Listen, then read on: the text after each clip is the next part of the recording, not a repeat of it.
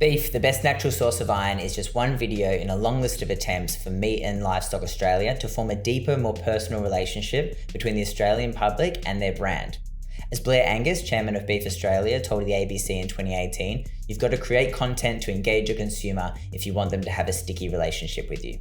These attempts to engage range from simple, quite wholesome recipe tutorials to extremely confusing and emotionally manipulative stories of struggle. But for beef, the best natural source of iron, they have gone for a different approach. So let's break it down. The team has decided to niche down, a term coined in the book of the same name by authors Christopher Lochhead and Heather Clancy. The idea is that in an oversaturated digital landscape, appealing to the masses will cause your message to be lost.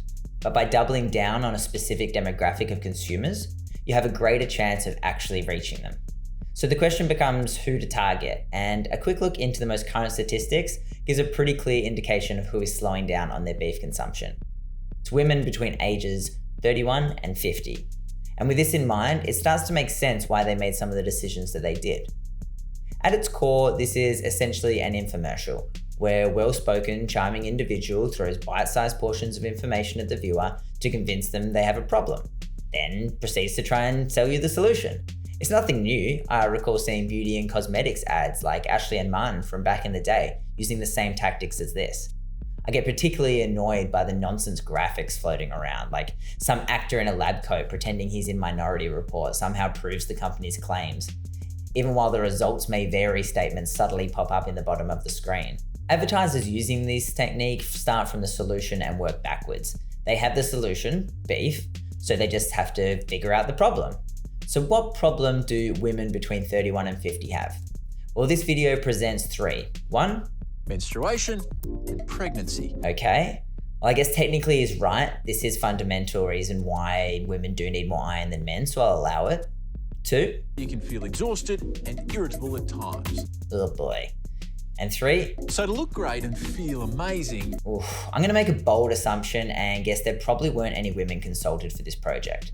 Thankfully, he starts the video off by assuring women that us men think you're amazing. Women, you're amazing.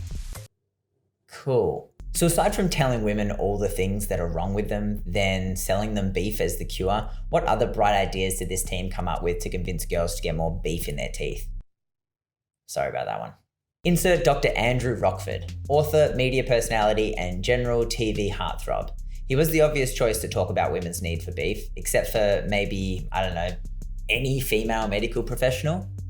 He's best known for being charming host or resident medical expert on multiple free-to-air networks, all of which have their highest viewership in, you guessed it, women over 31. Although I will say it does seem pretty unethical for a doctor to be pushing a product on consumers that, at the dosage he's recommended, has been associated with a 13% higher mortality risk, and is basically the opposite of what the Cancer Australia Association recommends. This video, and in fact the whole reason Meat and Livestock Australia has a YouTube channel at all, is to increase profits for Australia's cattle and sheep producers through more brand engagement.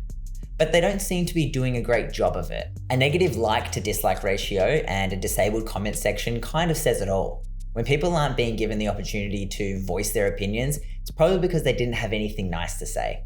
And although the views aren't bad, sitting at 240,000, with only 1,000 followers, this means the majority of their views came from external platforms, and those who saw it had no interest in seeing more. This suggests that they both failed with the delivery of the message and failed to reach their target niche, which was the whole point of making a gender and age-specific video. This is all the result of failing to work with YouTube's algorithm. The video has only 4 tags, despite YouTube allowing 300 characters. There is no directly clickable call to action, just the broad message of eat beef, and there are no links to further information or the company's website anywhere in this description. These are all fundamentals of making YouTube work for you, particularly in finding your audience, and the brand's lack of commitment to making the most of the platform is having a directly negative effect, as they're currently losing followers instead of growing.